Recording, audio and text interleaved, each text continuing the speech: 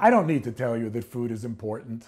Not only is it crucial to existence, but its quality can change us for better or worse, and its cultivation can maintain or destroy land and other resources. Yet over the course of modern history, the nature of growing and producing our most important crop was changed in a way so that we began eating manufactured substances that had little in common with the food from which they were made. At the same time, the land used to produce this food was degraded, and the traditional ways that kept people healthy were destroyed. Needless to say, these are all mistakes, and I'm going to talk about them in a few minutes. But you gotta eat, right? And here, it's lunchtime. For me, that's usually a meatless meal.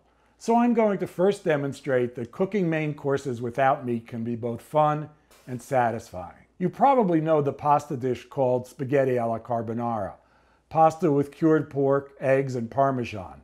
This one is similar, but substitutes summer squash like zucchini for the pork. You can use butter or olive oil for this dish. And basically what we're going to do is saute some zucchini until it's so soft that it's saucy. Yeah, you'll see, it goes quick. This is, I think, a great August, September, October dish when zucchini are all over the place and you're wondering what to do with them. Just a splash of water to get it going. Pinch of salt. Grate some of this. So in the original dish, at this point, I'd be sauteing guanciale or pancetta. But one of the problems with our food system is overproduction and overconsumption of meat. So as most of us know, eating a little less meat, a little fewer animal products is generally a good thing. I'm going to do a couple of unusual things here. One is I'm going to use some of that pasta cooking water to lighten the sauce a little bit. I'm also going to finish cooking the pasta in this pot. But for now, everything is as normal. You could make this dish with no animal products at all, but Parmesan and egg, and as I said, butter are all optional and really good. And I'm going to opt for the sort of more lavish version. I'm just going to beat these eggs. You don't want to brown the zucchini here, you want it to stay pale. If it's going too quickly, you can always add a little bit of water. You just want to soften it. It's going to turn into liquid, basically. Okay, so when the pasta is almost done, so there's still some chalkiness in there, I start transferring it into the pot with the zucchini. And you don't have to be careful about draining it. You actually want some of the water. You can see there's water accumulating in here because the pasta is not cooked yet, so we still need water to finish cooking the pasta, but now it's cooking with the flavors of the zucchini and the olive oil. Because it's such a simple dish, you want to take advantage of getting every bit of flavor that you can get out of your ingredients. Now you can crank the heat a little bit, and we're just waiting for the pasta to be done. I'm using whole wheat pasta here, and I'm using penne because that's what I have, but it'd be good with almost any shape. And this is good with whole wheat. We are there. Turn off the heat, beat in the egg. It's gonna just thicken everything up and coat the pasta nicely. Parmesan. Abundant black pepper.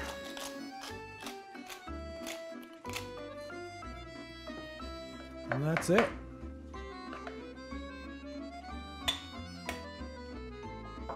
It's a mint. So the luxurious all-out version of whole grain pasta with zucchini, mint, egg, Parmesan. Beautiful. Yeah. I love this. It's great. Really, the black pepper is essential, and the mint. Okay, well, I'm gonna go off and eat lunch, and I'll be back in a minute, and we'll talk.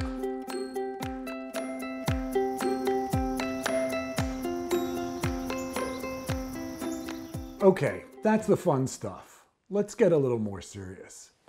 Thanks to the COVID pandemic, many people are cooking more than ever, and most are spending more time eating at home. Those are among the few positive effects of COVID, the overall importance of which can't be overstated. In fact, there's little I can add to the general discussion being led by international health professionals, but I can say this. Aside from advanced age, most of the risk factors for death from coronavirus point to chronic disease. And that I will talk about, because the leading cause of chronic disease in the world is diet. In fact, what we're looking at globally is a syndemic, a cluster of pandemics, among which COVID-19 is only the most recent, and of course currently the most energetically discussed. Among those pandemics, the most dangerous is not COVID-19, for which there will eventually be a vaccine, but one that can only be halted by large-scale changes in society: diet-related chronic disease. As you can see from all the major journals, medical people are recognizing that nutrition and malnutrition are pieces of a much bigger puzzle. Putting this all together is a very long conversation. I just wrote a book about it. But the story goes something like this.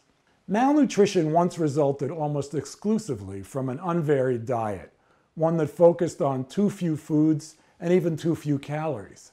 Now there's another kind of malnutrition, the eating of too many calories, often of the least nutritious or even what we might call anti-nutritious kind. As you all know, I'm talking about what's most easily labeled junk food, the ultra-processed food that was literally invented in the 20th century. Both of these patterns of malnutrition, too few calories and too many of the wrong ones, affect billions of humans, perhaps a third alive today. But it's the second kind, the overeating of anti-nutritious food, that has stimulated the global growth of chronic disease, which in turn makes people less resistant to opportunistic infections like COVID-19. And those dietary syndromes are on the rise globally. Furthermore, addressing these problems is not as simple as a vaccine. It'll take far more work and time and way more dramatic solutions. Yet it will all be worth it. If we make the necessary changes, we'll be living in a much improved world. Because the factors that make the diet-related disease pandemic ongoing and more threatening than the one associated with COVID-19 are underlying and conjoining, and their connections are increasingly clear. Chronic disease, led by diabetes, heart disease, and various cancers, are simply the most obvious results of the new form of malnutrition. And contrary to what industry and most governments would have you believe, developing these kinds of ailments is not simply a matter of personal choice. When 60 to 80% of the food sold does not support adequate nutrition, it follows that 60 to 80% of the calories people consume aren't meeting their nutritional needs. But the impact of producing, processing, and peddling non-nutritious food is even greater than that, because diet-related disease is far from the only problem associated with our food system. Let's begin with the fact that food comes from soil, sun, and water, and that the care of the first of these, soil, is or should be the primary goal of agriculture. Please understand this. Soil is like a pantry that must be replenished. Without replenishment, it cannot provide. And the history of industrial agriculture is the ongoing attempt to extract as much from the soil as possible while replenishing it inadequately and often not at all. This has not worked out so well. Any nutrient that is left after humans or other animals eat or build or burn, all food waste and human, plant, and animal waste, all detritus from the fields and forests, all of this must be returned to the soil. Failing to do that will inevitably and always result in declining quality of crops, declining quality and even quantity of food, and declining nutrition. We've seen where that leads many times. We're seeing it now. The new form of malnutrition can be traced to a lack of respect for land and the people who work it. Thousands of years ago, when almost all humans lived close to the soil and understood our dependency on it, those who practiced the best management were rewarded with stable crops and thriving civilizations. Those who ignored good soil management saw diminished harvests, failed crops, hunger, forced migration, even societal collapse. Soil degradation may not have directly destroyed those civilizations, but it left them vulnerable to the forces that did destroy them. Fast forward to the modern era. let's say the 15th century.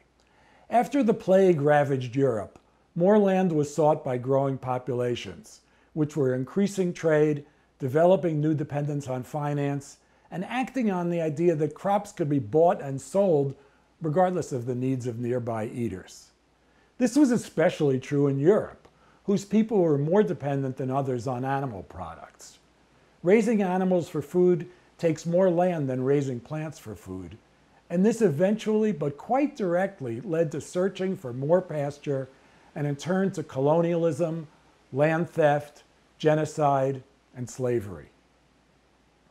By the 18th century, so much land was invaded, stolen, occupied, and farmed that populations were growing faster than ever. There were even theorists who said humans would outstrip the ability of soil to produce enough food for everyone. Indeed, soil was being forced to overproduce without adequate replenishment. Even more important, though, was that the crops soil was used for were being grown for trade and profit rather than for human sustenance. In our imagination, in another dimension, when occupying the Western Hemisphere, thoughtful Europeans might have paused for a moment and asked, how can this land we've appropriated be used to support and benefit the world's people, to produce nutritious food that protects the land and provides good work for many? If that had happened, we'd be living in a different and much better world today. Instead, the question that was asked was, how much money can the most aggressive individuals make from this land, regardless of the consequences? We've seen where that's gotten us. Eventually, it was discovered that certain additions to soil, especially those containing high levels of nitrogen, and even those imported from elsewhere, could go a long way to replenishing it. This led to the famous international guano craze of the mid-19th century. Guano is the excrement of seabirds and bats. It's essentially ready-made organic fertilizer, containing not only high levels of nitrogen, but of potassium and phosphorus, two other key plant nutrients. The largest concentration of guano was found on islands off the west coast of Peru, although it was soon discovered elsewhere and shipped all over the world until, of course, its supply diminished beyond the point of profitability. It had taken maybe 50 years to use up the accumulation of eons. This was another tipping point. Without nitrogen from elsewhere, industrial farming was impossible. Old-style soil replenishment was too slow to reliably and profitably farm for cash. What had to happen, according to the would-be industrial agriculturalists, led by British and American theorists and capitalists, was that a way had to be found to extract nitrogen from the atmosphere. You see, the air is mostly nitrogen, but that nitrogen isn't accessible to plants. But in the early 20th century, a German named Fritz Haber developed a way to remove nitrogen from the air and combine it with hydrogen to produce a form of ammonia that plants could use as food. Why did this have to happen? Why could humans not continue to farm through recycling, doing what we now call regenerative agriculture, indefinitely? If you had to answer that question in one word, that answer would be global trade for profit. Okay, that's 4 words, but the one word is capitalism. Capitalism birthed industrial agriculture as the need for profits meant that crops were grown not for their ability to feed people, but for their ability to generate cash. As I said, this isn't a short conversation, but the major points can be made briefly. I'm going to tick through the upshots of these developments, of the shift to what's most simply and quite accurately called factory farming. So, quickly, and not necessarily in order, direct results of the growth of industrial agriculture include land theft. That's mostly been on the part of white European males, which we could call the global north, at the expense of indigenous people of the Western Hemisphere and of what we now call the global south. Slavery and associated institutionalized racism, as well as general exploitation of land workers. Cash crops generally are raised by large landholders who don't themselves work the land, but need lots of labor. All of this happened in an era where such a thing as a ruling class was acceptable. Since it no longer is, haha, we're working to dismantle this. More and more farming on increasingly large tracts of land, because growing one crop on huge acreage is the best way to farm for cash. The invention of machinery to ease that kind of farming. This isn't necessarily a bad thing, but it became a profitable business on its own, with products that were usually too expensive to benefit small-scale farmers. Similarly, the development of hybrid seeds, again, not necessarily a bad thing, but often too expensive for smaller farmers. And the invention of new chemicals, not only nitrogen-based fertilizer, which is an inadequate substitute for organic matter, but pesticides of all kinds, which poison not only their targets, but many of the planet's other species. The impact of these factors and others leading to the gradual and virtual elimination of small-scale farmers throughout the world, along with the ways of life that go with them, many of which are more communal, humane, and healthy than what's replaced them.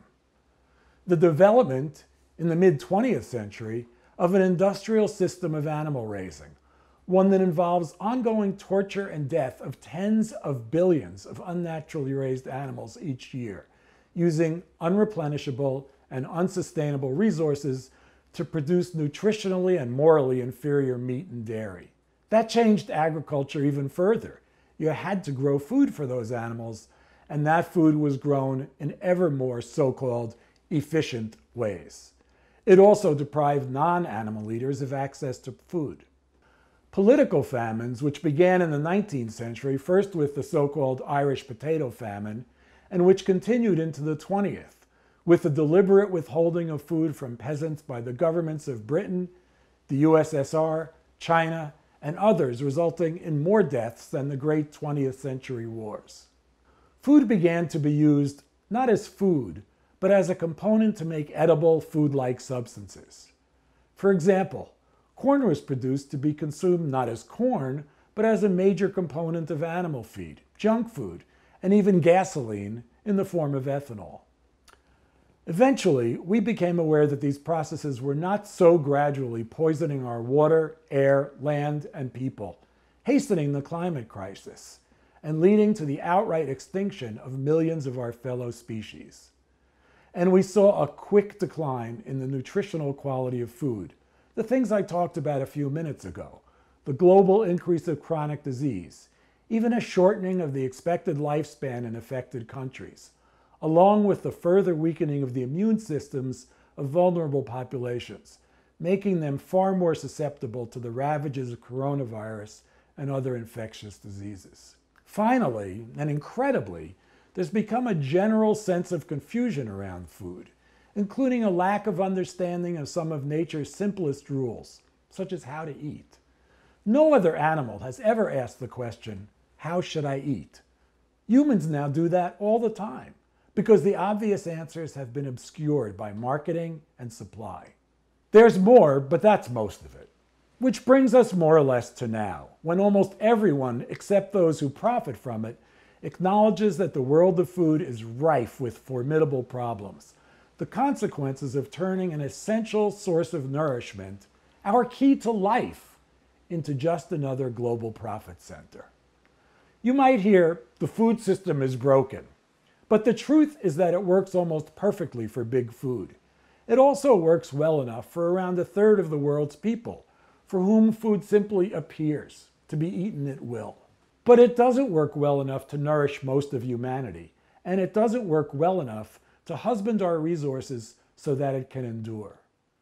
The system has not only created a public health crisis about which most people are aware, perhaps even more crucially, it's become a chief contributor to the climate crisis, our greatest existential threat. The way we produce food endangers everyone, even the wealthiest, but the harmful results of industrial agriculture disproportionately affect people without money. This means these so-called food issues are actually issues of class, of race, of gender, of fairness.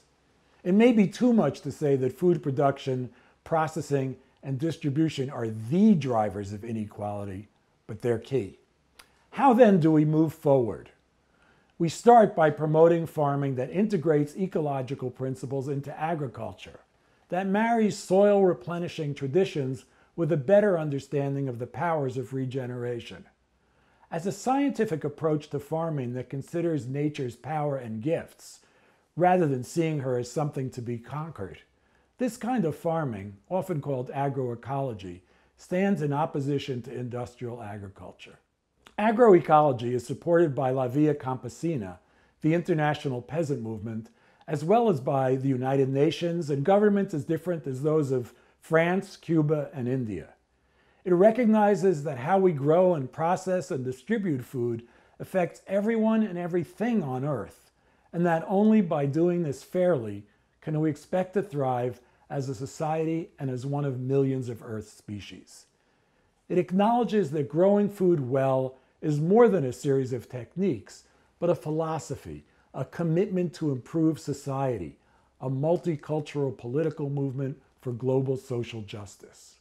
Farmers worldwide are struggling to maintain or regain control of their food supply while rejecting the global norms of development that mandate urbanization, industrialization, efficiency, and large scale. The alternative is food sovereignty, land for those who want to farm it, and farmers who control what they produce while making a living and stewarding the earth. Agriculture and eating are political acts. For everyone to eat well, we must grow well. For us to grow well, we must have equality and justice. It's important to see that big picture. That we need a more fair society is a common and routine statement, but to think about what it means sometimes scares people and may even lead to despair, nihilism, and hopelessness. You might say, that's never going to happen. Let's go drinking. But it's equally important to focus on the relatively small changes that you can make or begin to make in your own lives and communities. Changes in diets, changes in school lunches, changes in the so-called emergency food system, in junk food regulation, in the way you buy and prepare food, in your approach to and support of local land reform and redistribution, in getting land into the hands of those who've been historically and unfairly denied it, in working for politicians who will enforce and improve existing clean water and air regulations, in legislating the reduction of pesticide use, in supporting those who practice regenerative farming techniques or who actively fight factory farming, in reducing the distance between growers and eaters by encouraging and supporting local farms. As it turns out, these are answers not only to the questions, how do we reduce diet-related disease, or how do we stop poisoning our soil, but they directly address the question, how do we build a just society? How we relate to land and the food we grow has everything to do with how we live on the earth and who benefits and suffers from that treatment. Good agriculture means the empowerment of women and indigenous and generally exploited people. It means land reform, fair distribution of resources and treatment of labor, affordable food, nutrition and diet, and animal welfare. To make food that's fair, green, affordable, and nutritious takes an equitable and just society, and you can't have one without the other. Thank you. 네, 여러분, 마크 비트먼 연사에게 다시 한번 뜨거운 박수 부탁드립니다. 네, 깊이 있는 식견 나눠주셨는데요. 저희가 실시간으로 질문을 받아봤습니다. Q&A 시간을 지금부터 갖도록 하겠습니다. 지금 비트먼 씨가 실시간으로 연결이 돼 있는데요. 비트먼 씨, 먼저 저희 SDF 관객 여러분에게 인사 한마디 부탁드립니다. Good morning, everyone.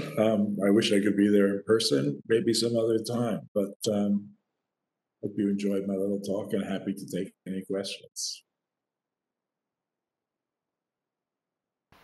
네, 고맙습니다. 저희가 실시간으로 질문을 몇 개 받아봤는데요. 제가 차례차례 질문을 드려보도록 하겠습니다. 먼저 최현규 씨가 이렇게 질문 보내주셨습니다. 최근 코비드-19 때문에 외부에서 레스토랑에서 식사를 배달로 대체하거나 또 집에서 요리를 쉽게 하기 위해서 가공된 식재료를 배송시키는 경우가 많아졌죠. 이처럼 배달이나 가공된 식재료를 배송받아서 요리하는 환경에서 식생활과 관련해 우려되는 부분이라든지 또 신경 써야 할 부분이 있을까요? 라고 질문해 주셨습니다. 자, 답변 들어볼까요? You know, at this point, yes. I mean, the short answer is yes. But I think that what we know about how people are eating in the time of COVID at this point is really anecdotal. And some people say that many people are cooking more, and some people say, as you do, that many people are doing more takeout food. I think it depends who you are. It depends where you are. It's all true, and we don't know exactly what's going on. Certainly, to the extent that people are eating more processed food, that's not a good thing. To the extent that people are discovering that cooking is possible, and also to the extent that people are recognizing that local food and regional food is supporting the food system, that's a recognition that I think will be important in the future. 맞습니다. 저 같은 경우에도 코로나19 때문에 집에 있는 시간이 길어지면서 평소에 하지 않던 요리에도 도전해보는 그런 경험이 생겼는데요. 이렇게 많은 것들이 주변에서 변화하고 있습니다. 코로나19 상황 때문에. 또 다른 질문은 아무래도 저희가 실시간으로 해외에서도 접속이 이루어지고 있기 때문에 해외에서 들어온 질문을 한번 소개해 드리도록 하겠습니다. Noor Manisha Rafiq Ravindran 님께서 질문을 이렇게 해주셨습니다. 영어로 와 있기 때문에 직접 영어로 소개해 드리도록 하겠습니다. With the global pandemic and the climate change that is rapidly getting severe, how do you think it will affect the food industry that depends on organic foods, as many are changing their eating habits to a more healthy one? Well, to the extent that people are changing their eating habits to healthier ones, I think it will force the food industry to supply healthier and better food. But I also think that there are too many incentives, as I said in my talk, there are just too many incentives for agriculture to grow food that's not good for us and not good for the soil. So I think our demands, the way we eat, the food that we want, can certainly have an impact on what's produced. But until we change policies, until we start encouraging good and sustainable agriculture, we're going to see food that's not good for us, because that's the majority of food that's being grown. 네, 그렇군요. 지금 질문이 계속 들어오고 있는데요. 이어서 이 질문 한번 소개해 드리도록 하겠습니다. 현대인들이 생활하면서 가공식품을 완전히 배제할 수 없는 게 현실이죠. 그런데 생활 속에서 실천할 수 있는 바람직한 식생활이란 어떤 것들이 있다고 생각하시는지요?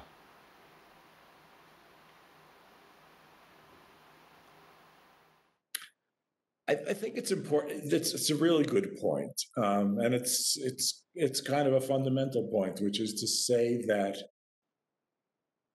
supply is what determines demand. It's not the other way around. What's available, the food that's available, is the food that we wind up eating. That seems self-evident, but there's a lot of talk about changing our diets, which of course is desirable, but it's hard to do, as you say, when you're confronted all the time with highly processed food. So for individuals, the answer is look for food that's better, carry your own food, just do what you can to avoid hyper-processed food, but at the same time recognize that no individual meal is going to kill you. You're not going to eat a cheeseburger and a Coke and drop dead. It's fine to break down and eat when you're hungry and eat what there is to eat. As far as individuals go, it's the general pattern of our diets that's important. It's not any given meal or any given snack that really matters so much. It's what you do on a daily basis, on a weekly basis, on a yearly basis. 네. 이어지는 질문을 저희가 마지막으로 소개해드려야 할 것 같습니다. 시간 관계상 전부 다 소개해드리지 못하는 점 양해 부탁드립니다. 제니퍼 리님께서 뭐라고 보내주셨냐면 도시에 사는 바쁜 직장인이 환경의 파괴를 최소화하면서 또 맛도 놓치지 않는 식단을 유지하기 위한 조언을 부탁드린다고 하셨네요.